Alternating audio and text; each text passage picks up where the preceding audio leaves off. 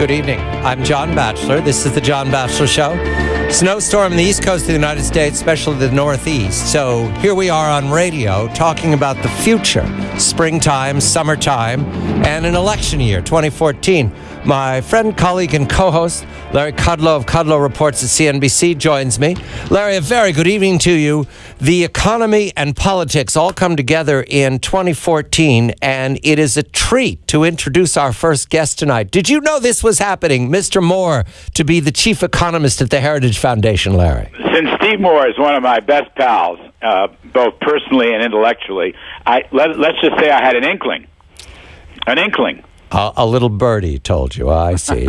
we welcome the little birdie's best friend, Steve Moore, a member of the Wall Street Journal editorial board these many years, founder of the Club for Growth, now goes to the Heritage Foundation as the chief economist, and we throw him right into the arena.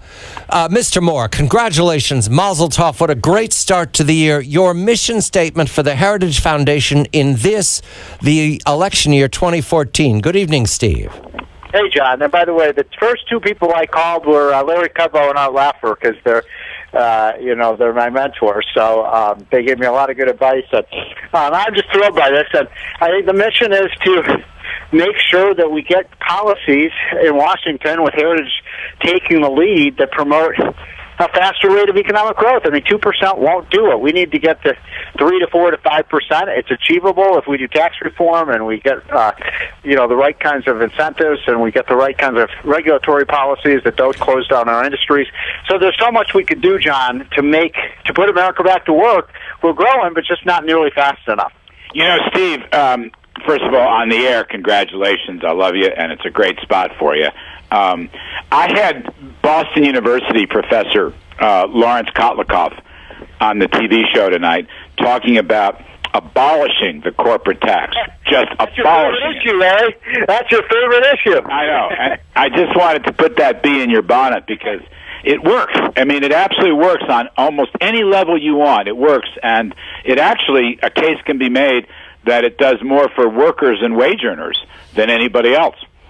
Well, it's so funny you should mention that because one of the first things I did, when I talked to the people at Heritage, is I talked to people in their Center for Data Analysis that do this economic modeling, and I asked them the question, what one change could we do that would, have the most stimulative effect on growth? And they said exactly the same thing. Oh, get rid of the corporate income tax. It's a double tax.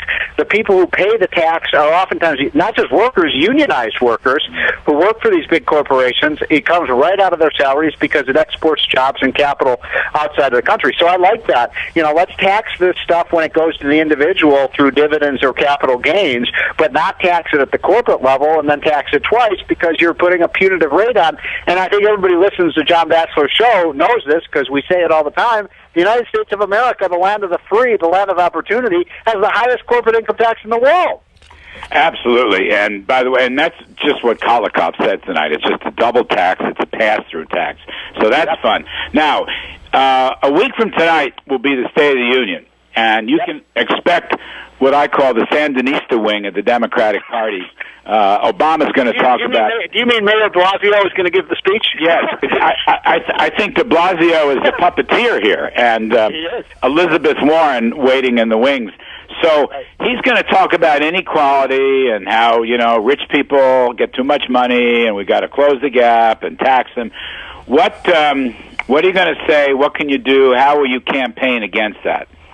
Well, first of all, I've never believed that is a winning message. I really don't. And I think that the American people are not envious of rich people. They're not envious of people like Tiger Woods or people like Michael Dell or people, like Bill Gates. We admire those people, and we buy their products. They are people who are rich because of what they have done for our country, putting hundreds of thousands of people to work. So, Larry, I just reject the idea that this class warfare theme is a winner for the Democrats, especially when if President Obama talks about how the rich are getting richer and the middle class and the poor are getting poorer, then the obvious question is, Mr. President, what have you done for the last 5 years to stop this? And I think that besides Obamacare, which is going to be a key issue, it should be, I think you're right. The economic growth message is, on many levels, the absolute it's not only the right thing to do to get growth up, but it's the antidote. It's the antidote. I mean, Obama's basically going to say we want equality of results, not just equality of opportunity. We want equality of results. That's where the left is going right now.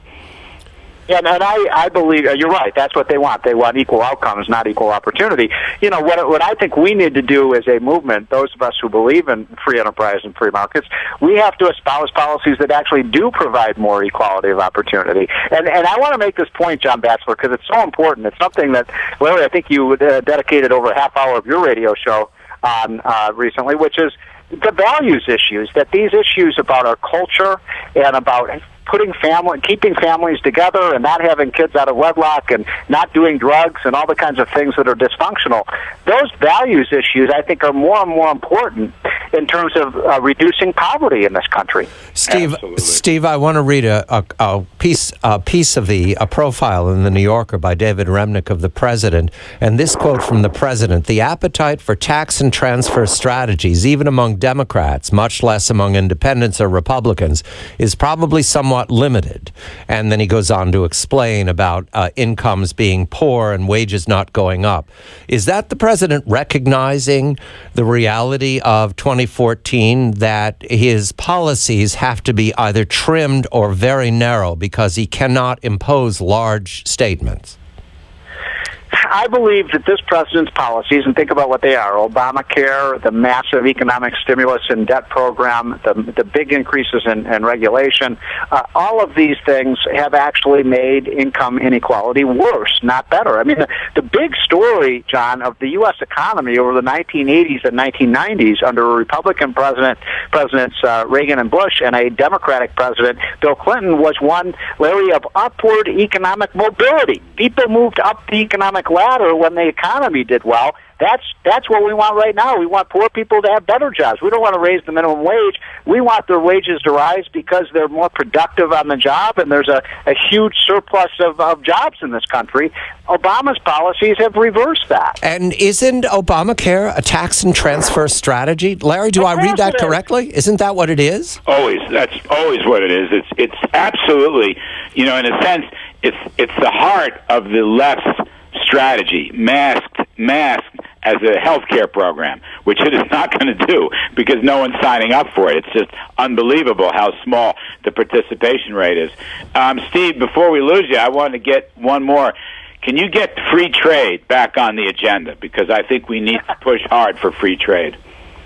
This president hasn't had much interest in it, has he? And, I think every president since Herbert Hoover has been a free trader. This president has no interest in free trade because he's captive of the unions. And look, I've always been asked this question, I'll kind of end with this. If you want to know what the best cure for poverty is in this country, it's capitalism. Capitalism is what solves poverty. Right. I agree. Someone should tell that to the Pope. Exactly. Steve Moore. You have two church-going Catholics here. What am I going to say? They're meeting next week. And they're going to talk. I know. We got to get to him. We need to fly over there, get to him before he meets with Obama. Steve Moore. By the way, John Paul II was a capitalist. Steve Moore and Larry Kudlow, self-described two church-going Catholics, looking forward to a colloquy with the new Pope, who blessed two sheep today because their wool will be used to make cloaks for new archbishops. I thought that was a very nice, what you'd have to say, safe way to be Pope. Two sheep were blessed. Larry Kudlow, Stephen Moore, the new chief economist of the Heritage Foundation, beginning 2014 in the right direction. I'm John Batchelor. This is The John Batchelor Show.